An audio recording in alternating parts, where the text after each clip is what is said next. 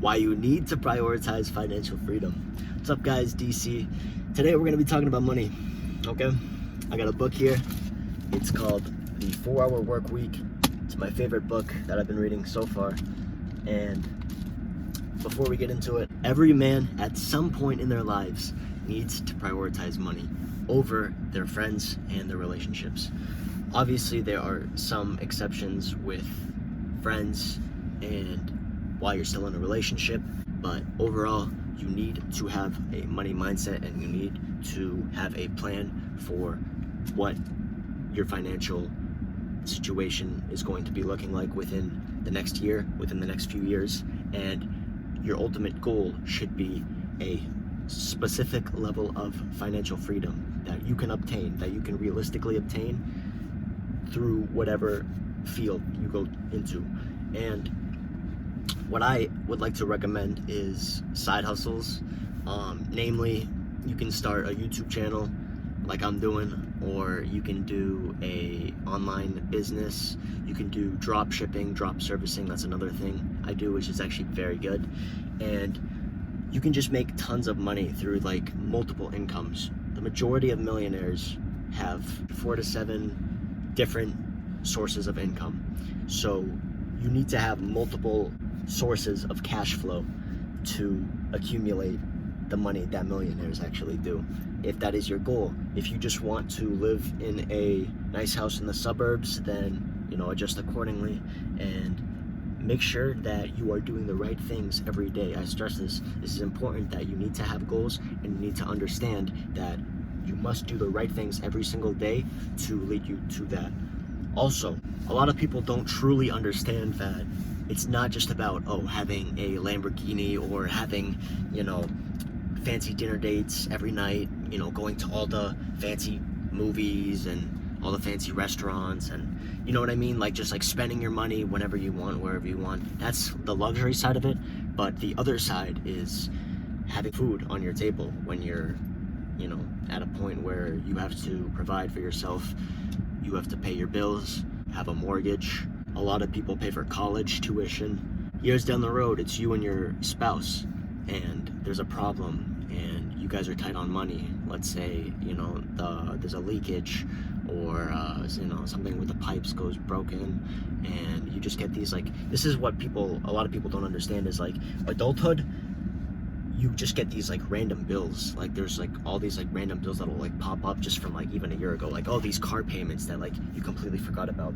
There's a lot of things that they scam you to, which you need to dispute, of course, but there are a lot of legitimate fees that just come out of nowhere that you need to have good money on the side to be able to just pay those off and not worry about those, because not having money for things that you need to pay off is such a common stressor, and it's a bad stressor, of course. A lot of people that lack self-belief will have these defeatist mindsets, and they'll just tell themselves, yeah, I don't need a lot of money in my life, or nah, I'll just, I'm comfortable where I am, I'll just get an office job and I'll work my 9 to 5, and while a lot of these people are also wondering why they're not getting the respect that they want, their lives are near miserable. Some people, they enjoy their 9 to 5, but a lot of people that I know, they'd much rather be financially independent, doing what they want, and checking on their business here and there. Perks that come from financial freedom are the respect that you've always wanted, the admiration. If you're into the publicity, then you could go down that route.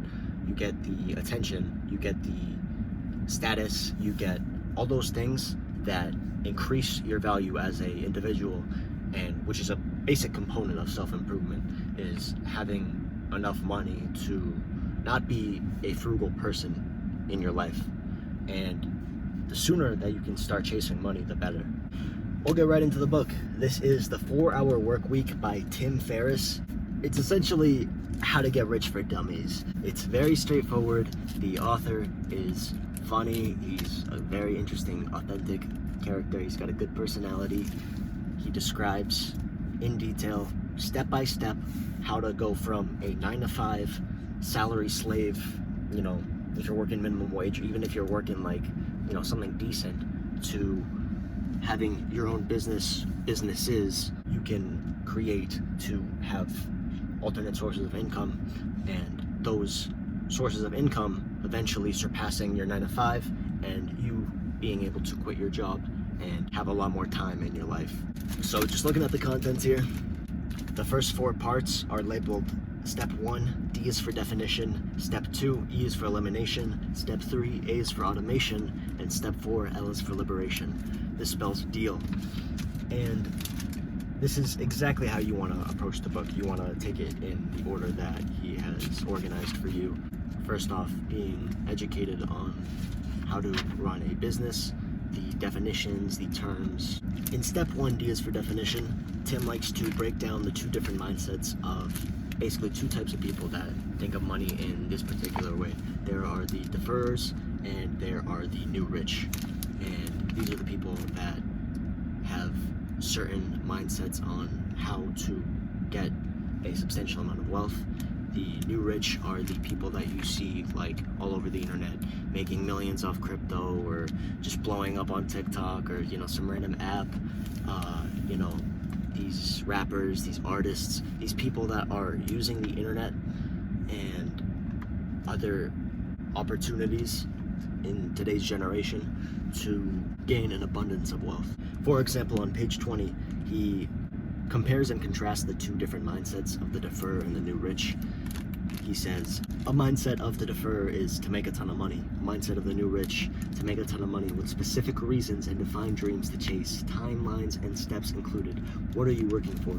You need to specifically manifest and visualize what the end goal is so you have a true understanding in your conscious and subconscious of how you're going to get there. Otherwise, if you just broadly say, oh, I'm gonna blow up on TikTok, or I'm gonna blow up, with this business, it's gonna go really successful. Like, how? Actually understand, visualize how you're gonna do it, because you're the one putting in the work at the end of the day. It's not just gonna magically come out of nowhere.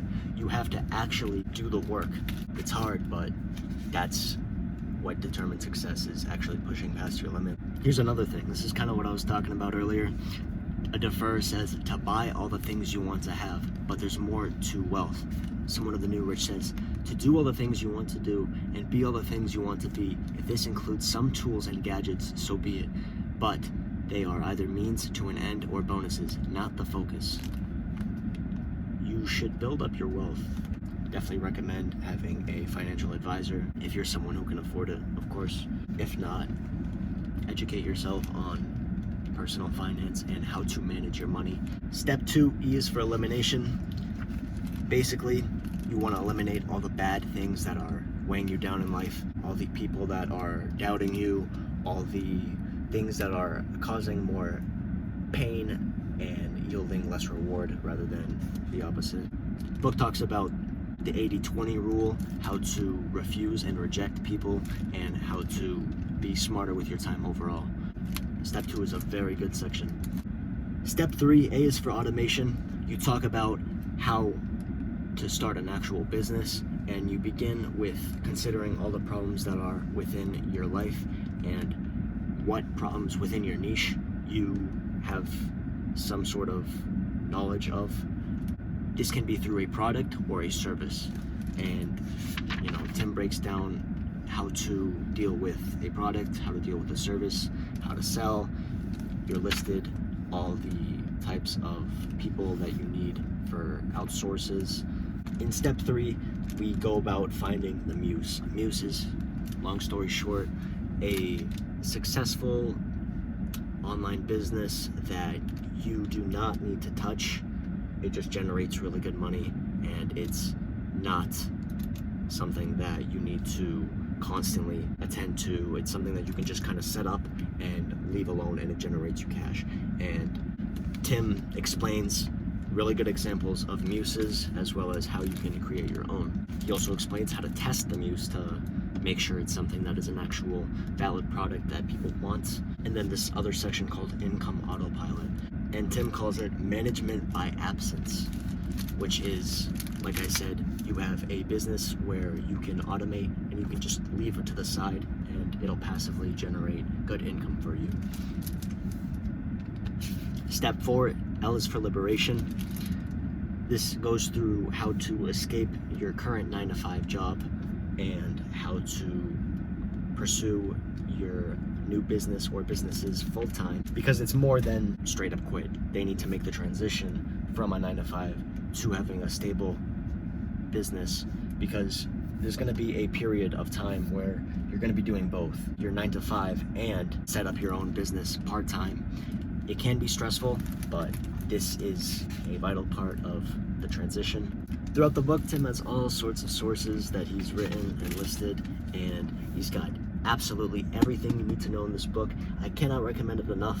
If you're somebody who is interested in looking into being an entrepreneur, this is a very inspirational book. It genuinely has a lot of beneficial information that once you break down and read it page by page, it has a lot of really interesting content that most people are unaware of. So, once again, 4-Hour Work Week by Tim Ferris. Fantastic book. And you guys enjoy the video, like, subscribe, helps me out a lot. Remember to do the hard work, and you will thank yourself tomorrow for it. Appreciate it, guys.